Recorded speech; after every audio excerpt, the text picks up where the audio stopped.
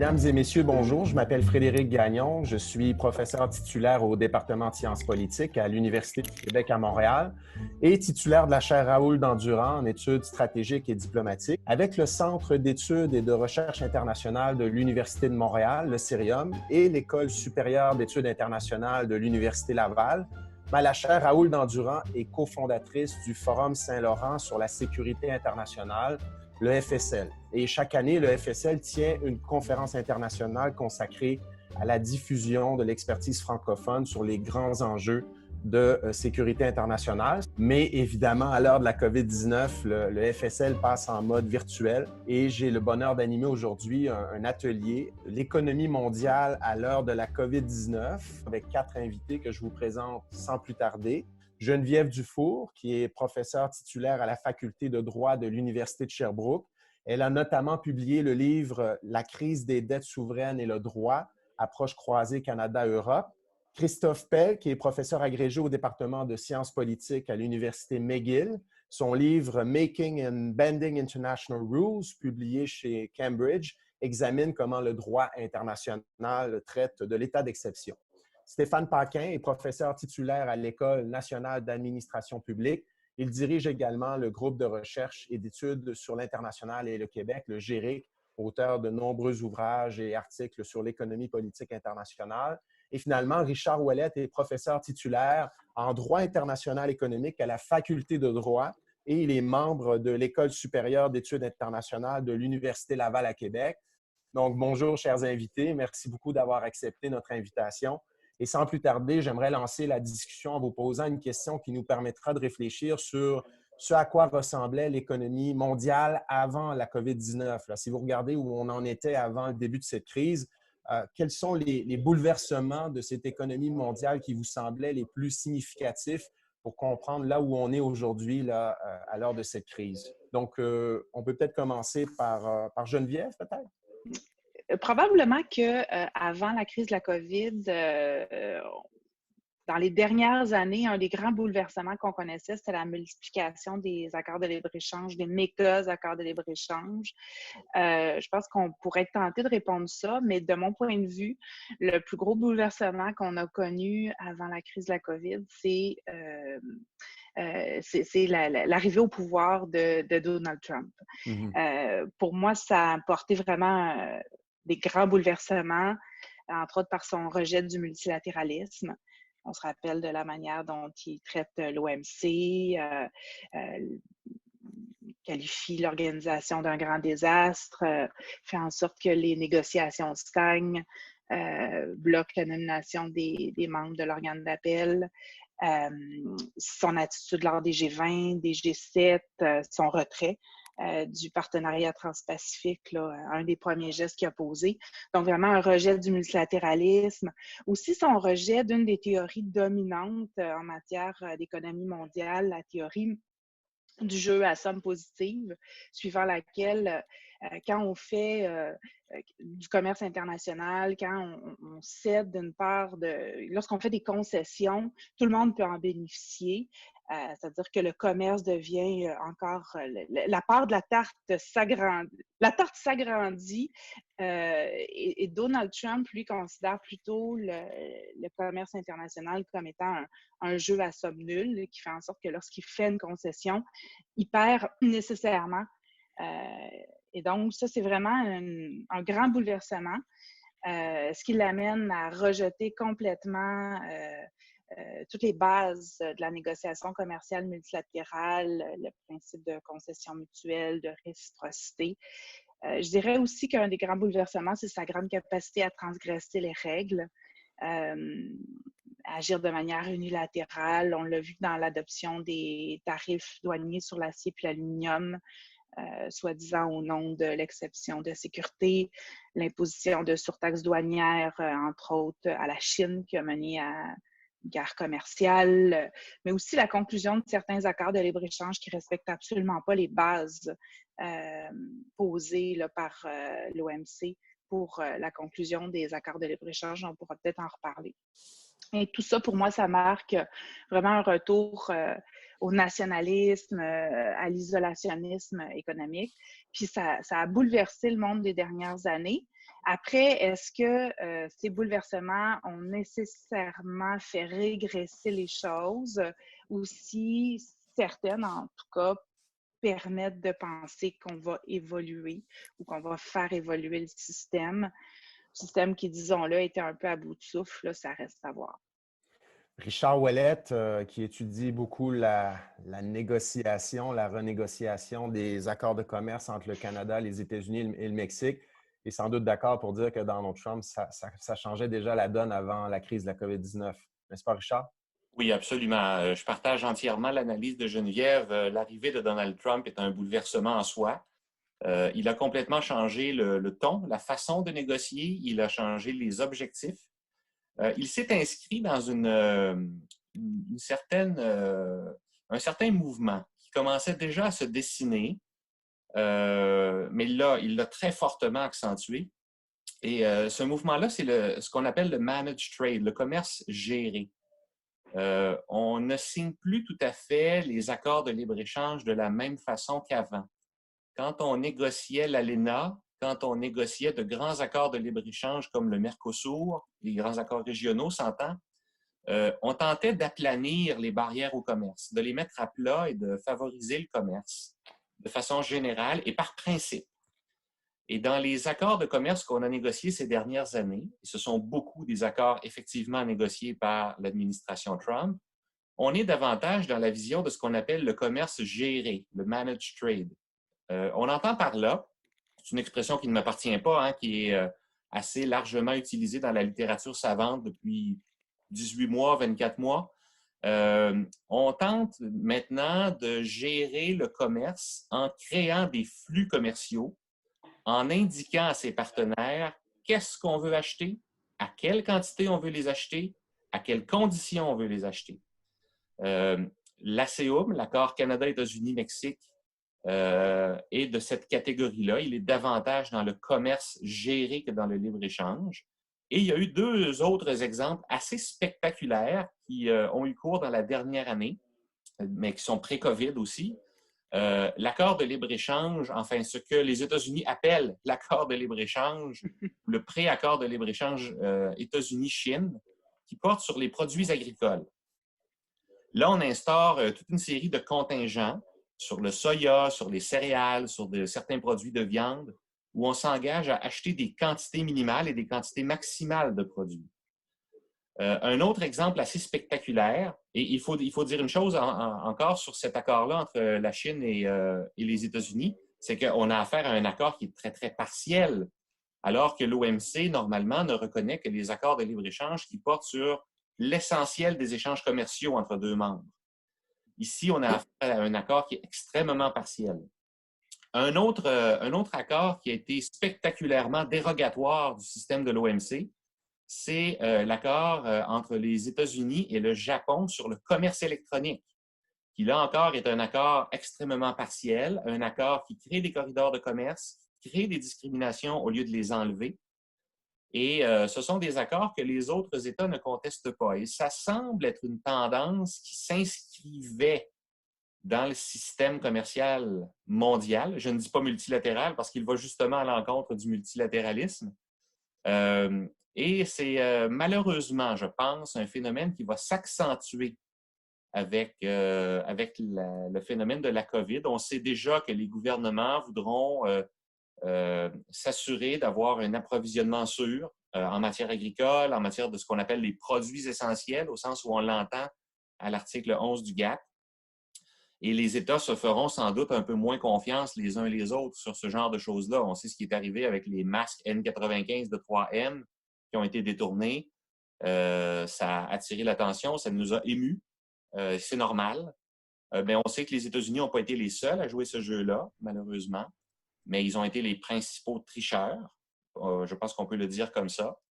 Et donc, on va avoir probablement une nouvelle ère de négociation des accords de libre-échange où on voudra créer des partenariats privilégiés, probablement au détriment de règles auxquelles on s'était habitué dans le dernier demi-siècle. Et ça, c'est une tendance qui risque de se conforter et s'accentuer, malheureusement, avec la crise qu'on connaît maintenant. Stéphane semble assez d'accord avec l'interprétation. Est-ce que je me trompe, Stéphane? C'est vrai qu'on a commencé à aplanir la courbe du commerce international il y a environ 3 ans en raison de la guerre commerciale entre les États-Unis et la Chine. Et depuis 2019, le commerce international est en régression.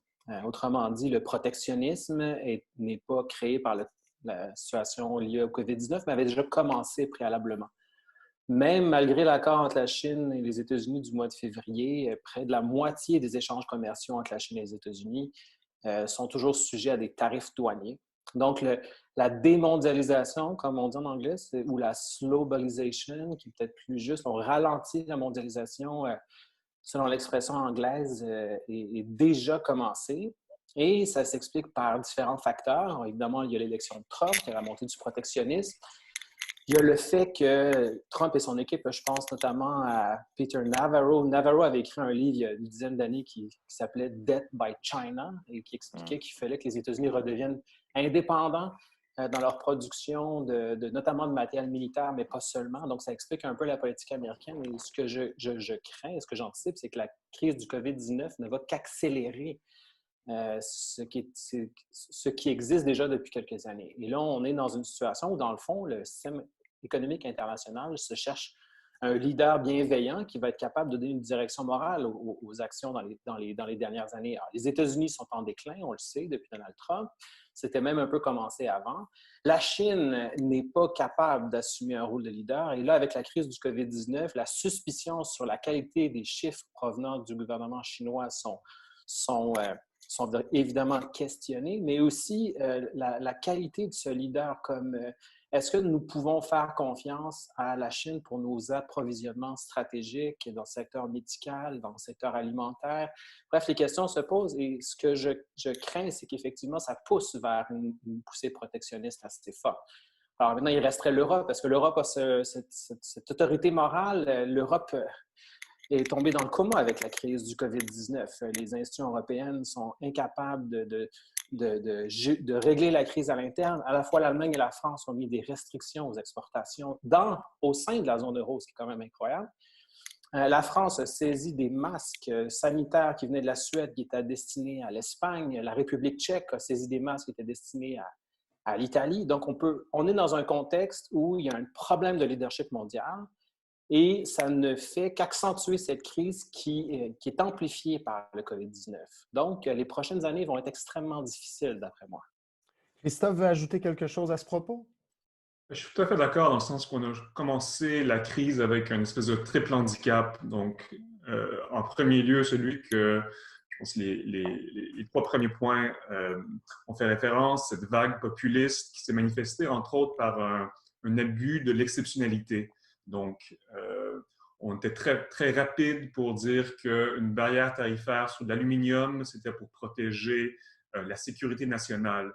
Et donc, on n'a pas à s'étonner maintenant qu'il y a plus de 80 pays qui se sont jetés sur des restrictions sur l'exportation de produits médicaux, qui est peut-être l'aspect qui, moi, m'inquiète le plus. Donc, la vitesse avec laquelle ces pays se sont tournés vers les restrictions sur l'exportation et le manque de notification, donc une ignorance des normes internationales, plus que, je dirais, des lois internationales, dans le sens que les lois de l'OMC permettent d'imposer ces restrictions sur l'exportation. Ensuite, j'ajouterais juste qu'on n'était pas entièrement sorti de la grande récession. Donc, les banques centrales du monde étaient très près du point zéro des taux d'intérêt et donc ça leur donne très peu de munitions pour adresser la crise en ce moment. Donc, Christophe, je vais peut-être te donner le premier tour de parole en lien avec la deuxième question que je voulais poser. On a déjà commencé à en parler, mais c'est pas facile de le savoir. Moi, je commence à voir les chiffres aux États-Unis, le nombre de personnes qui ont demandé l'assurance chômage durant les 5 premières semaines de la crise. Je pense qu'on est rendu à 30 millions de personnes. On prévoit peut-être un taux de chômage de l'ordre de 20 d'ici juin, ce qui ressemble au chômage de la crise des années 30. Pouvez-vous me décrire un petit peu quel sera, selon vous, l'effet de la COVID-19 sur l'économie mondiale ou sur certains pays dont vous êtes spécialiste? En commençant peut-être par Christophe. Donc, je crois que les chocs, en général, ont tendance à accélérer les tendances qui étaient déjà en cours. Pourquoi? Parce que ceux qui avaient déjà la misère ont encore plus de misère. Et donc, dans ce cas-ci, on peut penser au niveau très local. Les petits commerces qui avaient déjà les misères à survivre, ils vont sans doute disparaître, tandis que les grands commerces, les grandes entreprises vont survivre. Et ça va changer l'apparence de nos villes, mais ça va aussi changer l'apparence de l'économie globale. Donc, on peut s'attendre à une espèce de dérive oligopolistique dans le sens que les grandes entreprises vont s'accaparer davantage du marché dans une situation où il y avait déjà beaucoup de concentration de marché. Donc ça, je dirais que c'est une tendance qui va être encore renforcée. L'autre, c'est les inégalités. Et là, je pense aux inégalités à l'intérieur des pays. Donc, on sait que les plus démunis sont les plus touchés par le côté médical de la chose, donc ils se retrouvent dans les hôpitaux et le taux de mortalité est plus élevé chez les plus démunis. Donc, ils sont touchés de façon médicale, ils sont aussi touchés de façon économique. C'est ceux dont les emplois sont les plus précaires. Et donc, je crois que c'est inévitable qu'on va voir le taux d'inégalité à l'intérieur des pays s'accroître. Ce qui est peut-être encore pire, c'est qu'on va sans doute voir des inégalités entre pays s'accroître aussi. Et ça, c'est malheureux dans le sens que ça va contre-tendance. Ici, depuis la Deuxième Guerre mondiale, on a vu au contraire une convergence économique entre pays. Donc, les pays en voie de développement qui se rapprochaient de la croissance économique des pays riches. Et donc, finalement, peut-être la grande victime, ça va être, et on l'a déjà dit, ça va être l'idée du système international, du système multilatéral.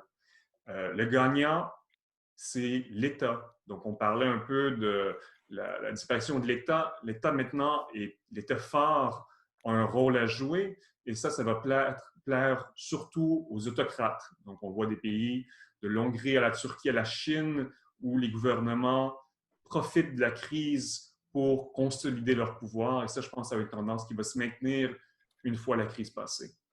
Stéphane Paquin, sur les tendances, à quoi ressemblera le monde et l'économie mondiale à l'heure de la COVID-19 et au cours des prochaines années?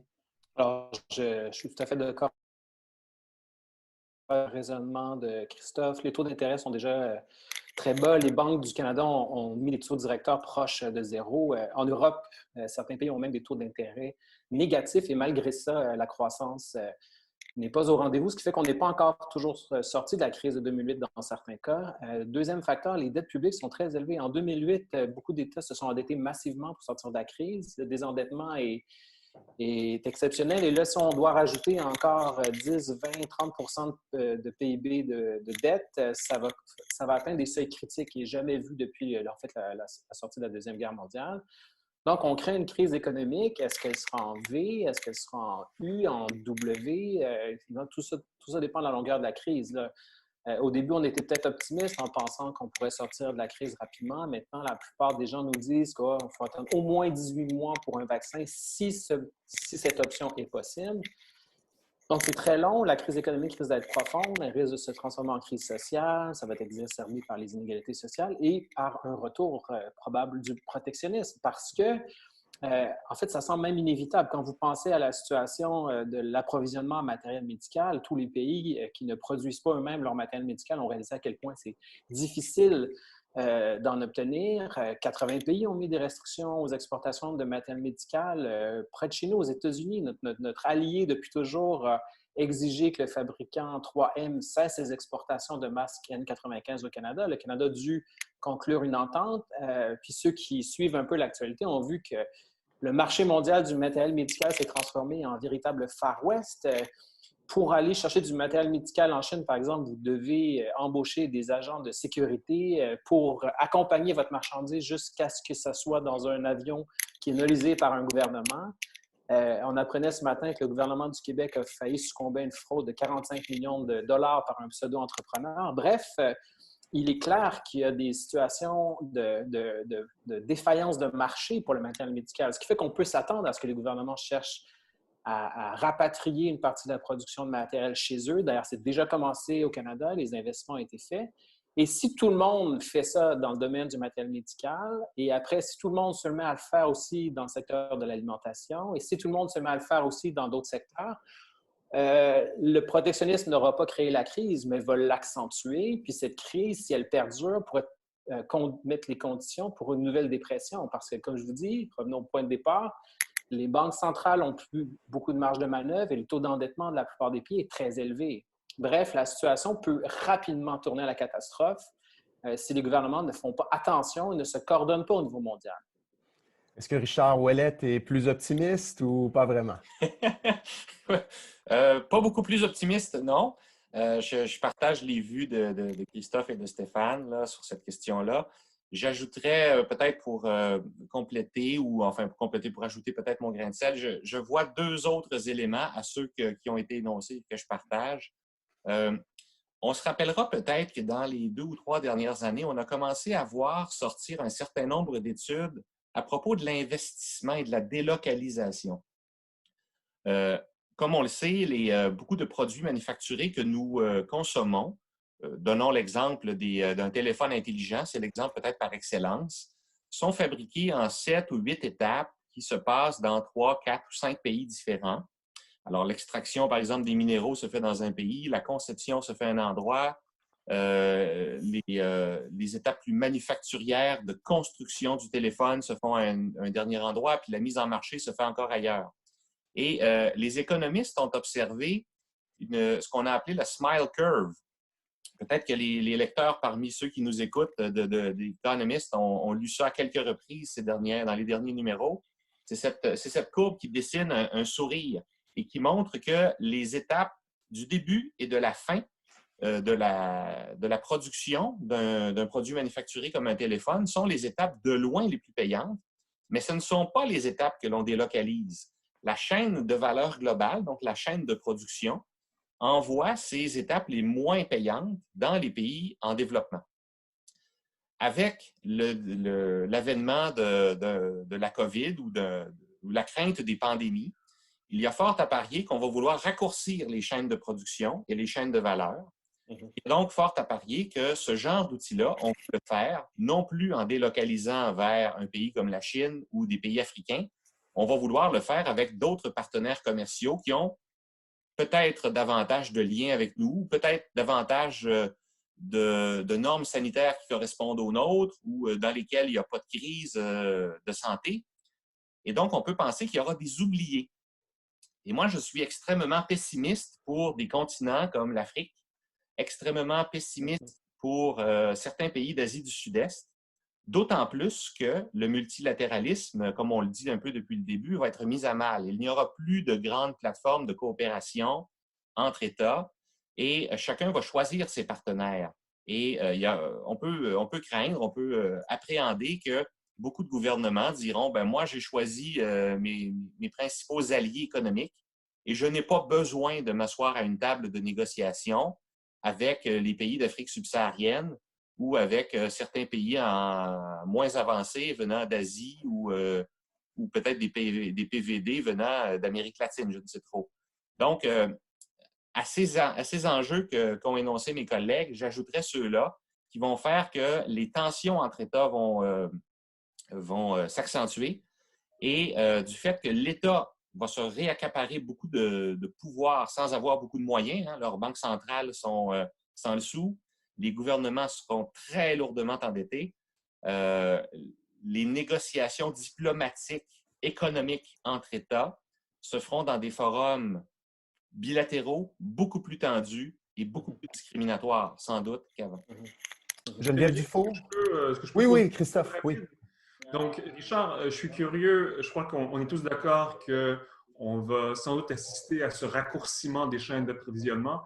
La question, moi, que je me pose moi-même, c'est est-ce que c'est quelque chose à déplorer ou non? Donc, étant donné qu'on assiste à un choc qui est très corrélé, donc on se rend compte qu'il peut y avoir des chocs très corrélés à travers le monde, plutôt que des chocs isolés, est-ce que c'est peut-être une chose inévitable, peut-être même une bonne chose que ces chaînes qui sont très complexes et donc très vulnérables sont raccourcis. Est-ce que vous avez une idée de, encore une fois, oui, c'est inévitable, mais est-ce que c'est désirable ou déplorable? En fait, Christophe tu soulèves une excellente question. Au plan environnemental, il n'y a pas de doute qu'il y a des avantages à voir les chaînes de valeur raccourcies.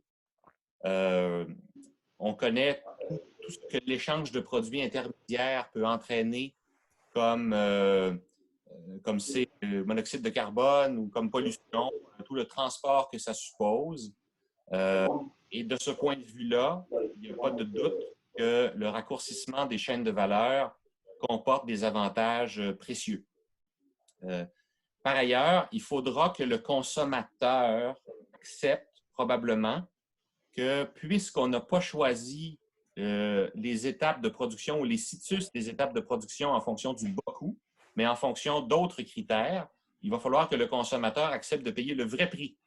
Donc, d'assumer davantage les intrants de la fabrication d'un produit parce qu'on l'aura fait là où c'est peut-être plus facile, plus logique, plus sanitaire, ou en tout cas, pour d'autres raisons qu'avant, on n'aura pas fait certaines étapes aux mêmes endroits qu'avant. Et là, il faudra accepter l'idée qu'on ne peut pas payer les prix qu'on payait avant. Pour compléter peut-être un peu ma réponse, on se tourne vers un peu plus de consommation locale ou vers des chaînes d'approvisionnement plus courtes. Il y aura aussi des réflexions à faire sur le plan de la consommation, notamment au plan environnemental. Il faudra peut-être que les consommateurs des grands pays développés acceptent que dorénavant, consommer certains produits agricoles, entre autres, ça coûte plus cher. Et il faudra l'assumer, il faudra l'accepter. Ça fait 100 ans que dans les pays où on vit, on consomme des bananes à un prix qui ne correspond pas au prix réel d'une banane. Une banane, ça pollue de la transporter, puis laisser des profits convenables à ceux qui les produisent et à ceux qui vont les couper dans les champs, ça supposerait qu'on paye ces fruits-là plus cher que ce qu'on paye maintenant. Et ça, ce serait un certain assainissement de notre économie. Un autre exemple, c'est celui du respect du cycle des saisons. J'aime à donner l'exemple, par exemple, des fraises. Quand nous avons au Québec ce que d'aucuns considèrent être les meilleures fraises du monde et qu'on les a pendant 4 à 5 mois sur le territoire, où est la nécessité de prendre des fraises de Californie, de les mettre dans un petit sac, dans un petit bac de plastique polluant, de les transporter et de les amener au Québec en plein mois de janvier? Pourquoi ne pas commencer déjà à travailler un peu sur les différents membres de la chaîne de consommation jusqu'au consommateur lui-même et commencer à apprendre qu'une fraise au Québec, c'est disponible, mais ce n'est pas disponible à l'année. Et peut-être qu'il faudra, pour le bien de la planète, pour un certain assainissement de l'économie mondiale, accepter de consommer les produits quand ils nous viennent. Entendez-moi bien, je ne suis pas en train de dire qu'il ne faudra plus jamais manger de bananes au Canada parce que ça ne peut pas pousser au Canada. Je suis en train de dire qu'il faudra accepter de payer les coûts que ça représente. Je suis en train de dire qu'il faudra davantage intégrer la saisonnalité des produits et un peu se mettre en phase avec la nature quant à notre consommation. Donc, de ce point de vue-là, je vois effectivement des assainissements dans le raccourcissement des chaînes d'approvisionnement. Puis pour ce qui est des chaînes de valeur des produits manufacturés, il y aura aussi un certain nombre d'avantages. Mais ça vient avec des coûts importants et je crains fort qu'on les reporte énormément sur le consommateur, au moins dans un premier temps. Geneviève Dufault veut ajouter quelque chose sur ces éléments-là? Bien, je suis tout à fait d'accord avec ce qui a été dit là, par rapport à ce deuxième thème. Je rejoins vraiment la préoccupation de Richard par rapport à, au raccourcissement des chaînes d'approvisionnement. La manière dont je conçois ça pour l'instant, c'est vraiment à l'intérieur des zones de libre-échange ou en tout cas de partenariat entre pays au même niveau de développement qui vont essayer de faire en sorte de raccourcir les chaînes d'approvisionnement, faire en sorte donc, par exemple, dans le cadre de l'ALENA ou du nouvel ALENA, les 3 pays décident que du moins dans des domaines, dans des secteurs stratégiques qui produisent de manière nationale, de manière régionale. Et ça, ça va avoir un impact majeur au niveau des pays dits oubliés. Qu'est-ce qui va arriver avec les pays qui ne font pas partie des grandes zones de libre-échange? Pour nous, le Canada, c'est à peu près pas un problème. On fait partie d'un accord de libre-échange avec l'Europe, d'un accord de libre-échange avec l'Amérique du Nord, d'un autre accord de libre-échange avec l'Asie, l'Océanie, l'Amérique. Pour nous, on est très, très bien situé au niveau stratégique. Mais au niveau de certains pays, par exemple d'Afrique, qu'est-ce qui va arriver s'ils ne font pas partie de ces nouvelles chaînes d'approvisionnement, de circuits plus courts, dits stratégiques? J'ai l'impression que devant des crises majeures, ils vont être complètement oubliés. Par ailleurs, je pense qu'on va assister à une recrudescence évidente des volontés de production locale et de consommation locale. Et c'est probablement un résultat très louable. Ça fait longtemps qu'on en parlait. Richard a soulevé des problématiques majeures. Mais on entend parler depuis quelques jours d'idées, d'initiatives gouvernementales qui pourraient mener les citoyens à vouloir consommer localement. Je pense qu'il va falloir que les gouvernements soient très vigilants quant à la licéité des initiatives qu'ils vont prendre. Encourager l'achat de proximité, entre autres pour des motifs environnementaux, c'est possible, c'est licite, c'est louable. L'encourager pour des motifs protectionnistes de consommation nationale, c'est pas permis.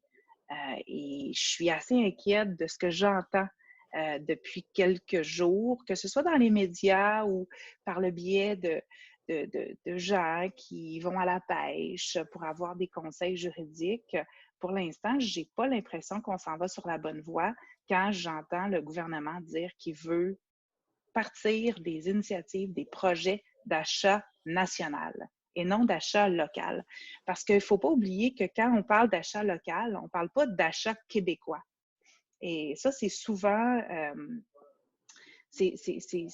on se mêle souvent par rapport à ça. Quand on parle d'achat pour encourager l'environnement, d'achat de proximité, bien, ça peut être parfois, quand on habite à Montréal, d'acheter des produits qui viennent de l'État de New York. C'est plus près que d'acheter des produits qui viennent des îles de Madeleine. Donc, au niveau de cette volonté d'achat et de production locale, il va falloir faire attention compte tenu des règles existantes en ce moment qui interdisent le protectionnisme et qui interdisent les initiatives gouvernementales qui visent l'achat local, l'achat national. On parle de l'achat local. Je m'excuse, Geneviève, je ne sais pas si... Pas de problème. Non, je voulais être sûr que je ne t'interrompais pas.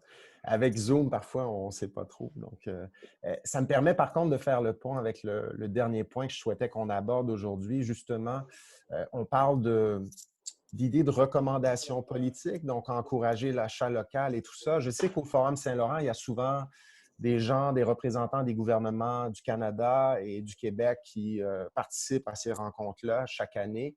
Et ils sont souvent intéressés d'entendre les recommandations politiques que nos invités pourraient leur faire sur des thèmes d'importance comme celui de la COVID-19 en ce moment. Donc, on parlait de l'achat local tout à l'heure. J'ai envie de vous demander quelles seraient les recommandations politiques que vous pourriez faire aux représentants des gouvernements canadiens et québécois, par exemple, pour qu'on puisse bien se préparer à cette crise, essayer de s'en prémunir et tout ça. On peut peut-être commencer par Geneviève.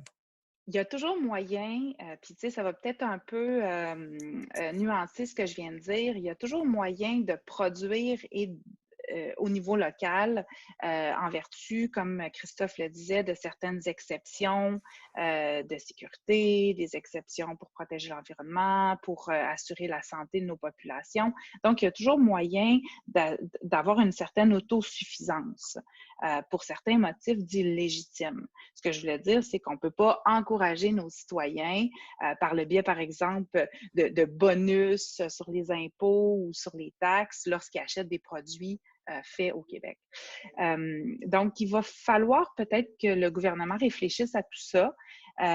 Quels sont les motifs légitimes? Sur quelle base ils ont envie, dans des domaines stratégiques, que le Québec ou le Canada ou l'Amérique du Nord ou certains partenaires deviennent davantage autosuffisants dans certains secteurs. Donc, il faut d'abord et avant tout qu'ils réfléchissent à ces motifs-là.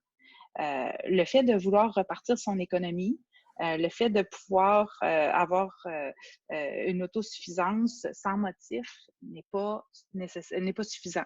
Il faut vraiment qu'il y ait un motif légitime et pour ça, le commerce international en fournit une panoplie. De manière plus globale, j'ai l'impression que suite à la crise, il va falloir qu'on réfléchisse au rôle du multilatéralisme. Puis pas nécessairement seulement au rôle du multilatéralisme économique, mais aussi à une meilleure coordination entre les organisations internationales. À quoi sert de déclencher par l'OMS la procédure de crise sanitaire internationale s'il n'y a pas de coordination avec les autres organisations internationales? Et pour prendre l'exemple, en matière économique, les États ont fait à peu près ce qu'ils voulaient au moment où ils le voulaient. Il n'y a pas eu d'action concertée. Probablement qu'il aurait pu y avoir en amont une meilleure coordination entre, par exemple, l'OMS et l'OMC. On a vu, depuis quelques semaines, quelques actions concertées, mais ça reste des déclarations de principe. Il n'y a pas eu en amont une réelle réflexion sur quel est le rôle que doivent jouer ces organisations internationales lorsqu'il y a une crise internationale qui fait en sorte que chacune de ces organisations-là est sollicitée et mobilisée. Je pense entre autres aussi à l'Organisation internationale du travail, qui a tout un rôle à jouer dans le cas de la COVID, parce que les travailleurs de la santé qui l'attrapent, doivent-ils être reconnus comme étant atteints d'une maladie professionnelle, etc. Donc, il faut qu'il y ait une meilleure coordination au niveau multilatéral entre les organisations internationales. Stéphane, Christophe, Richard, quelqu'un veut rebondir là-dessus? Donc, peut-être juste quelques idées quant à des solutions possibles. Moi aussi, je m'inquiète beaucoup de l'espèce de dérive protectionniste, le fait d'exploiter la crise en ce moment à des fins peu licites. Et donc, une des façons de canaliser ça, donc j'ai mentionné le fait que ce qui m'inquiète le plus, moi, c'est les restrictions sur l'exportation des produits médicaux essentiels. Ça, c'est un peu le résultat du fait qu'on a un très grand degré de spécialisation. Donc, on se retrouve avec une situation où un seul pays, dans ce cas-ci souvent la Chine, est le producteur d'une très grande partie par exemple, de produits essentiels médicaux. Et donc, ça crée un incitatif pour bloquer les exportations et essayer de s'accaparer le marché pour sa propre population, pour ses propres fins domestiques. Ce que j'aimerais voir, c'est davantage d'imperfection dans les chaînes d'approvisionnement.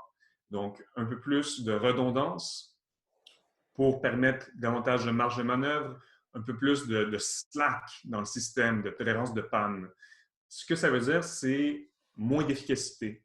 Et ça, c'est quelque chose qui est très peu intuitif d'un point de vue économique, où on valorise l'efficacité à tout prix.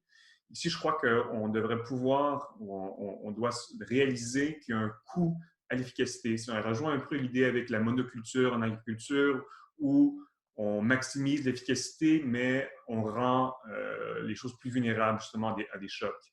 Une des façons d'essayer d'amener une solution serait l'idée d'une loi antitrust, donc une loi sur la concurrence internationale. C'est quelque chose qui a déjà été discuté dans les décennies passées, mais on a fait très peu de progrès.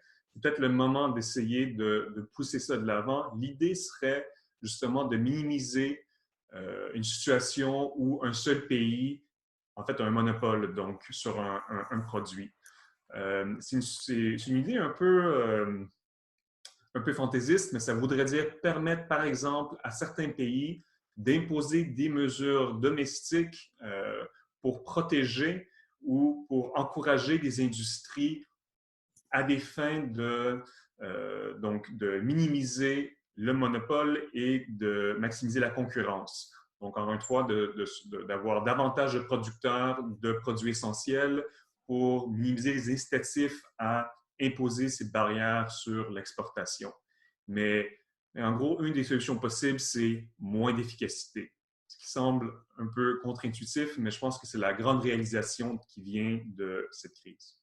Dans les recommandations, moi, ma grande inquiétude, c'est si j'accepte l'idée que pour des raisons sanitaires, on rapatrie une partie de notre production médicale, si on accepte aussi pour des raisons environnementales de consommer plus localement, un des défis va se poser par le fait de ce que mentionnait Richard, c'est que la production va coûter plus cher. Donc, il va falloir soit changer nos appels d'offres publics pour faire en sorte de ne plus prendre le plus bas soumissionnaire, mais de choisir la production locale. Et un des problèmes que ça peut causer, c'est que d'autres pays pourraient choisir de réagir en nous mettant des tarifs douaniers à nos exportations d'un autre produit. Et là, c'est là que la logique de la guerre commerciale peut s'emballer. Donc, en matière médicale, le Québec a un déficit commercial à peu près 2 milliards de dollars par année entre ce qu'il exporte et ce qu'il importe. Si on veut rapatrier l'ensemble de la chaîne de valeur, ce qui est d'ailleurs tout à fait impossible aujourd'hui, admettons qu'on choisisse de le faire, d'essayer de le faire, on pourrait stimuler une réaction de la Chine, des États-Unis, du Mexique, de l'Europe, qui ferait en sorte qu'on serait pénalisé sur nos exportations d'avions, sur nos exportations de produits agricoles, comme le porc, les légumineuses ou le sirop d'érable. Bref, je veux dire que la logique doit faire en sorte, pour que ça réussisse, il faut faire en sorte de le négocier au niveau multilatéral ou minimalement au niveau régional, là où on est économiquement le plus intégré. Donc, ma recommandation au gouvernement canadien, peut-être cesser de faire des concessions en matière agricole dans ses négociations commerciales. La seconde serait de lancer une discussion à l'international avec les pays qui sont aussi inquiets du protectionnisme pour trouver une façon de gérer la post-crise. Et pour le gouvernement du Québec, une recommandation, c'est depuis maintenant 40 ans, les politiques agricoles du gouvernement du Québec cherchent à favoriser l'internationalisation de la production. Il serait peut-être temps de revoir cette stratégie. Oui, la production agricole au Québec est plus chère qu'ailleurs, mais on pourrait penser que favoriser une plus forte autonomie dans le secteur agricole est possible à condition de cesser de conditionner le financement public pour l'exportation de production agricole. Richard Ouellet? Tout en étant d'accord avec ce que mes collègues disaient, je synthétiserai peut-être mes idées. 3 niveaux. Au niveau étatique, je pense que il faut absolument sauver d'abord le multilatéralisme. J'ai les craintes les plus vives pour le multilatéralisme économique. La crise qui prévalait déjà à l'OMC va pas nécessairement être plus facile à régler maintenant. Je me réjouis de voir l'entrée en vigueur de l'accord multipartite sur l'arbitrage pour remplacer l'appel à l'OMC. Le Canada en est parti. Le Canada a été un leader là-dessus. Et première strate peut-être de recommandations au gouvernement canadien, sauver le multilatéralisme. Il faut sauver le soldat multilatéralisme. Parce que perdre le multilatéralisme économique, c'est perdre beaucoup de capacité de se coordonner pour d'autres défis qui nous attendent aussi, qui sont déjà avec nous, les changements climatiques, la cybercriminalité, les migrations. Il y a des tas de... Tout ce qui se fait en ligne, il y a des tas de choses qui ne se règlent pas autrement que par le multilatéralisme. Et le multilatéralisme économique, et ça Cordell Hull et Jean Monnet l'ont toujours compris, le multilatéralisme économique est un instrument pour bien faire fonctionner les autres aspects du multilatéralisme au plan politique. Donc ça, première strate de recommandation. La deuxième, c'est que je pense qu'on va revenir à une ère où, j'appelle ça grossièrement l'ère des missions commerciales. Il va falloir recommencer à se refaire des amis pour établir des rapports de confiance. au plan économique, au plan commercial. Un incident comme celui de 3M n'arrive peut-être pas ou arrive peut-être moins souvent entre deux entreprises qui ont une relation de confiance depuis 30 ans. Quand vous avez un nouveau partenaire avec qui vous avez signé un contrat le mois passé et qu'il y a eu un détournement de la livraison de masques, c'est peut-être parce que la relation n'est pas tout à fait la même qu'auparavant. Il faut peut-être falloir revenir à ça. Troisième strate ou troisième type de recommandation, le bilatéralisme. Je pense que l'ère du commerce géré, il faut accepter, c'est un peu comme le COVID, il faut accepter de vivre avec. Là. Il n'y aura pas d'après-COVID, il va y avoir un avec COVID. Et il n'y aura pas d'après-commerce géré, il va y avoir un avec-commerce géré. Et je pense qu'il faut accepter ça et vivre dans le bilatéralisme. Et ma dernière recommandation, elle est un peu, je pense, dans la lignée de celle qu'a faite Christophe. C'est un long shot, si vous me passez, le latinisme. Je ne suis pas sûr s'il ne faut pas commencer à repenser les 3 piliers de l'OMC. Traitement national, traitement NTF et article 11 sur les restrictions quantitatives. Il y a tellement d'États qui trichent tellement avec ces 3 règles-là. Je ne sais pas s'il ne faut pas, je ne dis pas de les mettre à plat. Je ne dis pas que je suis favorable à la discrimination. Je ne dis pas que je suis favorable à la mise en place de restrictions quantitatives dans le pays. Mais je dis qu'il faut peut-être commencer à penser à revoir la jurisprudence, ce que la jurisprudence a fait de ces règles-là. Je ne suis pas convaincu que pour un consommateur, un produit fait à côté de chez lui par son voisin, c'est un produit similaire d'un produit qui vient de l'autre côté de la planète. Quand vous encouragez votre voisin et que vous le gardez en emploi, quand vous avez fait moins de CO2 parce que vous avez acheté un produit fait à côté de chez vous, quand peut-être les normes sanitaires sont plus élevées chez vous que dans le pays qui a fait le produit, et quand vous avez l'assurance que ça n'a pas été fait par un enfant de 14 ans, je ne suis pas certain que dans l'esprit de tous les consommateurs, ces 2 produits sont des produits similaires. Et la jurisprudence, peut-être pas les règles, mais la jurisprudence, c'est ce qu'elle a fait des règles de traitement national et de traitement NPF et des restrictions quantitatives. Je ne suis pas sûr que le droit n'ait pas à repenser. Mais là, c'est une réflexion beaucoup plus à long terme, beaucoup plus théorique, peut-être un peu plus explosive, mais je pense qu'il faut amorcer ces réflexions-là. Merci beaucoup, Richard. Est-ce que quelqu'un va ajouter quelque chose par rapport à ce qui a été dit par Richard ou par les collègues sur ce dernier bloc avant qu'on se quitte? Je vous laisse l'occasion de le faire. Donc, je dirais simplement qu'on a été, je crois, suffisamment prophète de malheur jusqu'à présent, mais il faut se rappeler que parfois, les crises ont un effet de stimulation et des résultats à long terme qui sont positifs. Donc, on pense à la Deuxième Guerre mondiale comme étant une tragédie mondiale, mais qui a eu des effets, entre autres aux États-Unis, par exemple, qui ont été bénéfiques à long terme. Et donc, on peut penser que ça sera aussi le résultat, par exemple, dans une question d'innovation médicale, de partage de données au niveau global. Donc, je dirais qu'il y a quand même espoir qu'on y voit un bénéfice. Un peu d'espoir quand même, Geneviève. Bien, je ne suis pas en désaccord du tout avec Christophe, mais j'ajouterais qu'en temps de crise, il faut rester aussi vigilant.